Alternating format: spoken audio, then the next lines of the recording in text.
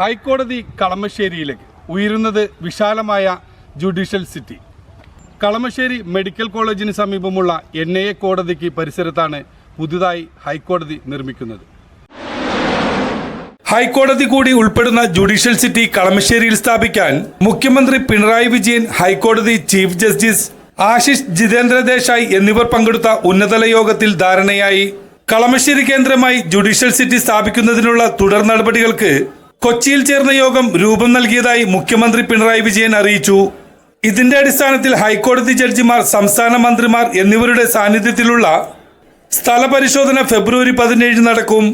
നിയമമന്ത്രി P Rajeev, revenue മന്ത്രി K Rajan, ഹൈക്കോടതി ജഡ്ജിമാരായ AK ജയശങ്കർ, നമ്പ്യാർ, A മുഹമ്മദ് മുസ്താഖ്, പെച്ചു കുര്യൻ തോമസ് എന്നിവരും ഉന്നതതല ഉദ്യോഗസ്ഥരും യോഗത്തിൽ പങ്കെടുത്തു.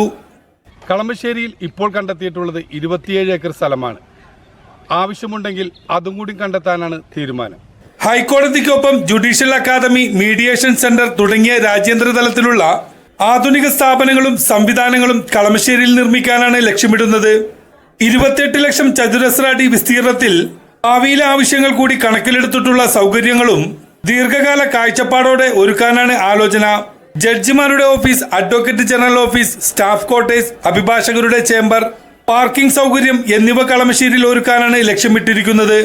നിലവിലുള്ള ഹൈക്കോടതി സ്ഥലപരിമിതി നേരിടുന്ന സാഹചര്യത്തിലാണ് പുതിയ നിർമ്മാണത്തെക്കുറിച്ച് ഹൈക്കോടതിയിൽ നിന്നും നിർദ്ദേശം ഉയർന്നത്. നിലവിലെ ഹൈക്കോടതി മന്ദിരത്തോട് ചേർന്ന് ജഡ്ജിമാർക്കും ജീവനക്കാർക്കുമുള്ള താമസ സൗകര്യം ഒരുക്കുന്നതിനായി സ്ഥലം ഏറ്റെടുക്കുന്നതിന് പരിമിതികളുണ്ട്. പരിസ്ഥിതി ലോല മേഖല സംബന്ധിച്ച കേന്ദ്ര പരിസ്ഥിതി മന്ത്രാലയത്തിന്റെ വിജ്ഞാപനം കാത്തിരിക്കുന്നതും ബഡ്ജറ്റിൽ പ്രഖ്യാപിച്ച എക്സിബിഷൻ സിറ്റിയുടെ നടപടികൾ ആരംഭിച്ചതും മറ്റൊരു സ്ഥലത്തെക്കുറിച്ച് ആലോചിക്കാൻ കാരണമായി.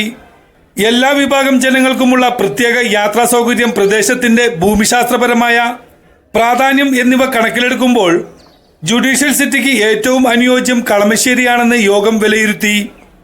60 കോടതികൾ ഉൾക്കൊള്ളുന്ന മന്ദിരമാണ് ഇപ്പോൾ ആലോചനയിലുള്ളത്.